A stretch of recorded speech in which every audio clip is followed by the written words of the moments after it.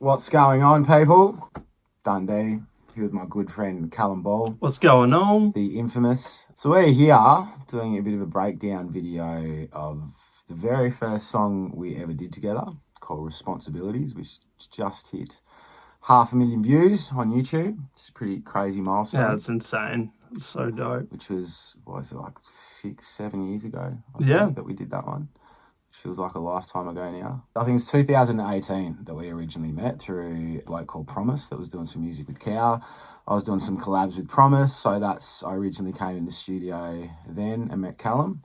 And then it was, I think started 2019 that we started working on our own music together. Responsibilities, which is a song off my album Phoenix, was the first track that we did. We've got the session open here, and it originally started, Dunn has made it on his phone, just like with the bass elements, with like a bit of beatboxing and vocal recording and stuff. And then he sent that through to me, and I made like a quick beat around it. And he came to the studio and was like, oh shit, you just used that recording. So I recorded some stuff on, I'll show you on my app here actually. But I use an app called, was it DAW Multitrack? So I basically had the idea for this song. I had a pair of fucking I remember they were $8. I went down the servo and got some headphones. They were $8 fucking shitty headphones. They're bright purple, fucking these things. I recorded these layers through these fucking headphones, whatever the mic was on these headphones. So, right, new Dunn I hadn't even named it yet.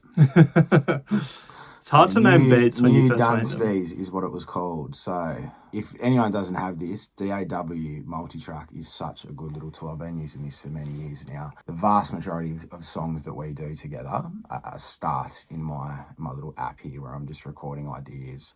And I can, layer different bits over the top of them. So here we go. Because that's, what you hear in Responsibilities is the original that I recorded on these fucking shitty headphones. So stick that in your fucking $5,000 condenser and smoke it, mate. So here's the original layer of Responsibilities. 1, 2, 3. Na na na na na na na na na na na na na. This is the first bit, yeah. Iconic now. And then I think I hadn't even worked out the app properly then. So then I did the second layer, but for some reason the first layer bled into the second layer. So I did that bass layer on there.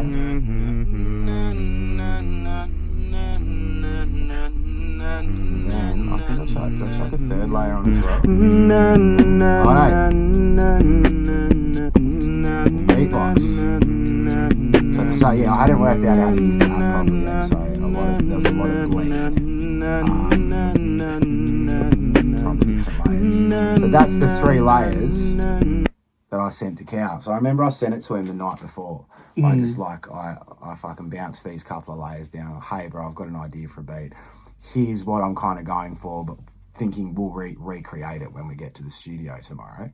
And then I got to the studio and Cow the madman had fucking already turned what I'd given him into a full beat. And I was like, this is sick. Let's just use this. Yeah. Sure. Well, when he sent it, I thought it sounded sick, so I just made the beat around it. Like I didn't even consider not using it. It was like, oh, this is dope. We'll use this. And I think it was through like Messenger. So it has like the Messenger compression. Oh, that's, yeah. Like an M4A file or whatever. Yeah. And then, and as you record it, you've got like the bleed through the tracks and everything like that. Like it's as scuffed as it could be, technically speaking, but it sounds dope. We've got the file for it here, which is just all the layers together. New Dunn It's still labeled like that here.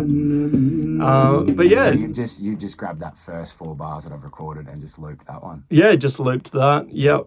And then just added the other drum layers. So, at the time I didn't have that many like sample packs and stuff, but I used what I had to get this up on this computer, because Cal said he used a cracked version of, was it Logic? I had a cracked version of Logic, cracked version of like heaps of different plugins. Everything I had was cracked at the time. So I had to go back on that computer. And there's plugins that they don't make anymore that don't work on the new Macs and stuff as well that I was using. So I had to go onto my original laptop from back then, this like MacBook Air from 2015, ripped everything off there, and yeah, got it working on the new computer. Maybe, you know, with a few plugins missing here and there, but we've got most of it here still, which is awesome. Yeah, but I think that's also the beauty of a lot of the stuff we do is we keep in a lot of the imperfections in stuff that we do. We don't it's not the tidiest shit ever. A lot of my takes on guitar or we'll tap out live drums or whatever,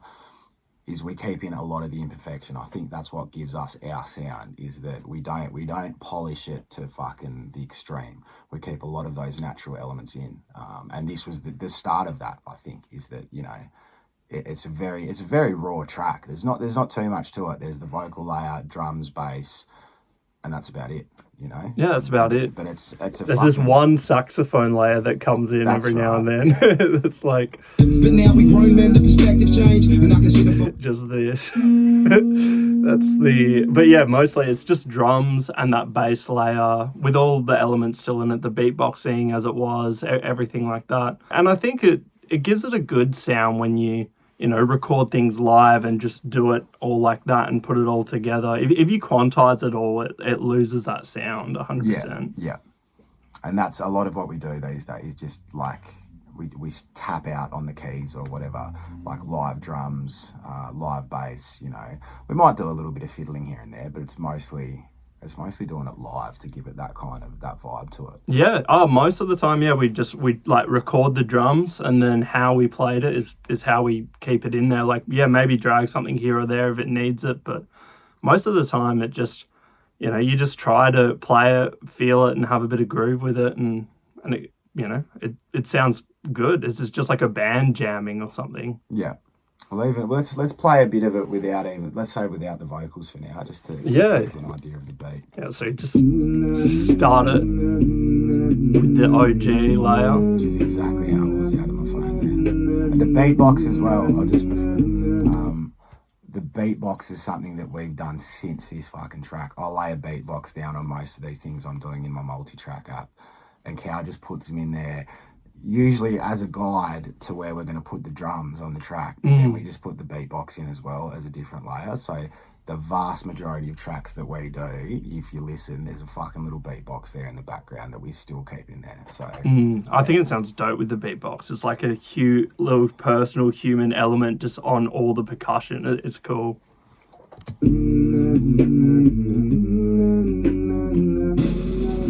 Drum roll. Banger. Goes hard. Dope. Like, it's, you know, there's so much stuff that we do now that's a lot more complex with both the songwriting and even the layers on it. The layers that are on this that I feel like, compared to what we have now, is we have fucking hella layers. Yeah, new beats have heaps more on it. The computer shits itself every now and again. Yeah. So it's too much. But there's a simplicity to this beat that really makes it work. That's why I've got little cutouts here and there to kind of... Yep. Yeah, no hats. Bring the hats back in.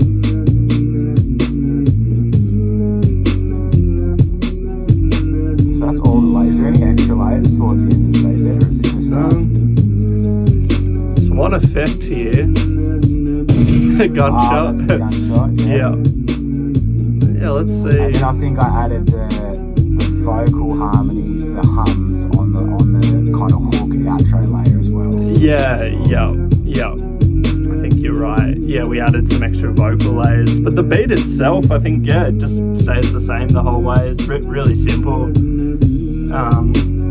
But yeah, it's not broke. You don't need to fix it. Yeah. Well, we will chuck it from the top with the vocals on. I'll kind of go through some of the vocals. This was 2019 is when I put this out and I wrote it, and this was coming off like, you know, I'd split up with my daughter's mum maybe 6 months before, so I was living a bit of a life before this came out. It's a reflection of what I was seeing a lot in the music industry, in the Australian hip hop scene at the time, with a lot of people that were glorifying a certain kind of life with drugs or crime and, you know, and stuff. And not to say that I haven't done that myself, but I was just trying to, you know, just put my hand up and say, this is a bit fucked, you know what I mean? But it also became to me a bit of a bit of a public record for myself to be like, look, I can't fall back into that life, which I had before, you know, not to the extent I had before my daughter was born, but there's certain times that, you know, shit would go wrong and I'd fall back into that life. So this song became also, as I was writing, it was a bit of a public record for myself to like to hold myself accountable, not just to hold other people accountable, but to hold myself accountable as well.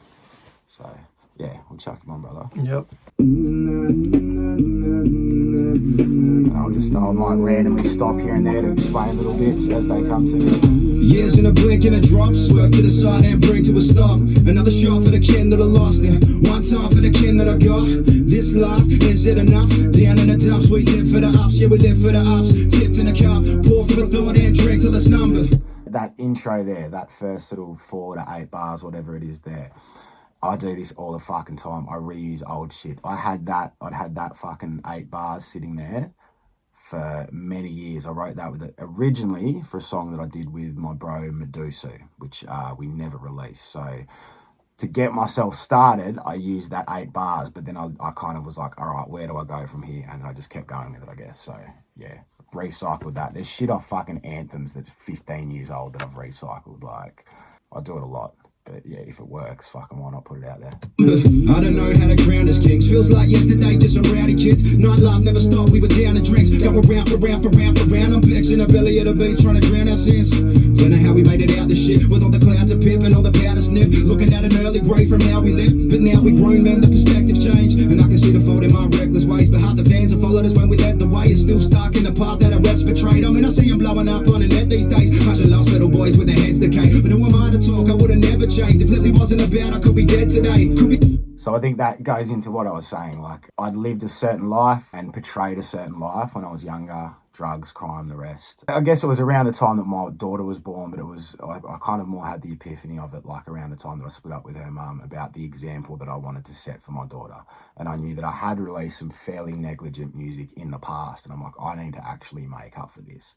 And there was a lot of young people I was seeing that were now writing music about drugs and crime that I knew were fans of me back in the day. They'd either hit me up or they'd been at shows. So it's like I was starting to see this cycle repeating, and this is a lot to do with why I wrote this track, I guess. We left insane from all the endless pain and using meth to blaze, abusing meth to gain, or just a mental case, feeling depressed from fame, or when I picked up a piece with revenge to take. I guess I tempted fate, but I could never cash out till my debts were paid. I owe that to my fans and I led astray to show the road that I walked was to an empty place. I see it all the time, those that lead the game but live a morbid life. Up on their Instagram, the shit's glorified, preaching suicide and getting all the likes. Call me a hypocrite, cause I was more than fine, setting bad examples when performing rhymes. But I can see the future through my daughter's eyes, so enough time to draw the line. So you can call me out, but that just shows you don't know what the fuck I'm talking about. We could've gone to war and had a falling out. I could've ran through your show when you walked my town, cause I know some real cats that would've stormed the crowd and stuck a shiv in your gut just for talking loud. But I'm the one that talked them down and saw the gravity of it before it all went south. That line there, people have asked me about this line before. So without like, naming anyone or anything, there was some beefs going on around this time that I wasn't necessarily involved with, but mates of mine that were still pretty deep in that life were involved with. Now, there was a certain artist that was meant to be coming to Tassie. Because of this beef, there was mates of mine that wanted to run through this dude's show and fuck him up, like, for real. These dudes were very capable of fucking doing that. I was the one, wasn't too long before this track was done, that I actually, these guys that I knew, I was like, no. It's like, you can't fucking do that. That is like, if this happens where you guys try and run through a show, this is going to go on for years and it's going to fucking explode and it's going to turn into some state versus state shit. So I definitely put my hand up to the people that I knew and I was like, I'm not fucking standing for this. This is not fucking happening. And they listened. In the end, they fucking listened and it didn't happen. The dude did his show down here. It was fucking sweet. It's different from the days of old. Now the music's changing and the game's evolved. Before Hunter died and the hood's way to go. Before the internet was where the fame was sold. Before the industry could ever take control. We got lost on the way and it made us cold. But we can shape the future with the way we roll. With the effect that we have and the way we hold. See, a lot of us have fought depression, but I guess it comes down to the raw intentions. When we're selling an image and give it more attention, the fans follow suit but can't form perspective. This rap shit's been an awesome blessing, but it's a double-edged sword, I reckon. Elevated those who sought dissension, but with the wars from tensions all progressing, it's something that I call to question. We all ready to fight for the shit that we spit when we get on the mic, but then we hit rock bottom and the energy's fried, making bad decisions and have a hell of a ride. But is that what we told to a child who looks up to us, thinking anything's fine? But that's my opinion, so I'll let you decide if you want to make it right before the end of the line. Yeah, the life I led was killing me, but I can see the power that it's given me, 'cause I'm just looking at the endless possibilities. If we can just take some responsibility.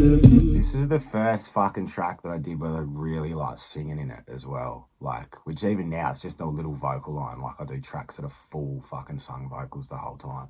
But I remember before putting this out, not just the content of it, but I was fucking really shitting myself. Like, I felt very vulnerable that I was singing like this on a fucking song. I'd done bits and pieces of singing before, but it wasn't like this, just that stripped back kind of fucking stays to it. So It's like doing a full hook sort of thing. Yeah. And I remember, who was it? Chazza did the reaction to this when it came out. And this bit comes in, he's like, fucking man's coming in like Westlife. And I was like, fucking, there you go. But I remember before putting it out, I felt like, am I going to get hated on? And I think that still comes from the battle rap days it was a weird time, the battle rap days, where like anything you do and say can be used against you in a fucking battle. I'd broken down those barriers a bit by then, and I think this was, a moment of putting out songs like this and Shadows from Shine that kind of just made me put all that in the past and not give a fuck and be able to make the music that I wanted to make. Yeah, the life I led was killing me. I think we've got these vocal harmony hums coming up. Looking at the endless possibilities. If we can just take some responsibility. Yeah, the life I led was killing me, and I can see the power that it's given me, 'cause I'm just looking at the endless possibilities. If we can just take some responsibility. Yeah, the life I led was killing me, but I can see the power that it's given me, 'cause I'm just looking at the endless possibilities. If we can just take some responsibility. Well, Nice. there we are, folks. It looks like there's another bit from the phone in here as well. So it looks like we got the original from, So I had that. I'd put that in my phone. There you go. and then we did actual recordings on top of it, Yeah. but that's in the actual track there. Fucking go. And this played back here, but I don't think that's in the actual track. I Yeah, think no, that was like a high pitch layer that I guess we ditched. Yeah. I think that was meant to be muted, but that's Yeah. all right.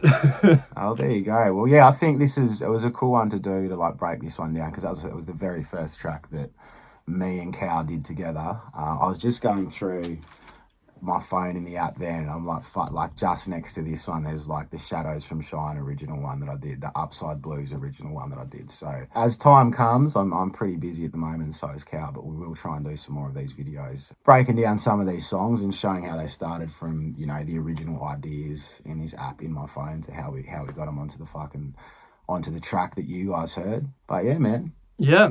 Oh, it's fucking sick. And this was just so no fuss, just came together so quick, just put it together, released it, and then I was blown away, seeing how many views it was getting in the weeks following. I was like, what, this is crazy. And it came together so easily, and everything we've done, it seems to come together really easily. There's no overthinking or perfectionism or anything. It's just an easy creative process. And I think that's been the beauty of us working together. It's always been just a very free-flowing kind of thing, and if it's not working, we don't fucking push an idea. It's just okay, that idea's not working, what can we do now, kind of thing. There's probably a few songs that we fucking bashed our heads against the wall a little bit more, but for the vast majority of them, things come together very quick. There's a lot of artists that sit on songs for months and months and months and do it it's just the way my brain works. I just want to get shit out there as soon as I can. You can sit on any piece of art or music, and there's things you'd slightly change, but it's part of it. We put deadlines on ourselves. I put deadlines on myself. I just tell Cal, hey, we're going to release this next week. And he's like, all right, bro, fucking sweet, bang. I need the deadlines as well. I still do this to him. We released 3 tracks the other month. So I'm just recorded it with him. And I'm like, all right, we're going to release it in 2 days. He's like, all right, fuck it. Yeah. But it's a great working relationship, and we've become very, very solid mates throughout and had some 100%. fucking amazing times and amazing stories. And it's only the start of this journey. We've got a lot of music left to make, and yeah, look forward to being able to show some more shit like this very soon. So thanks. Peace. Thanks, brother. Thank you. Let's go. Let's go.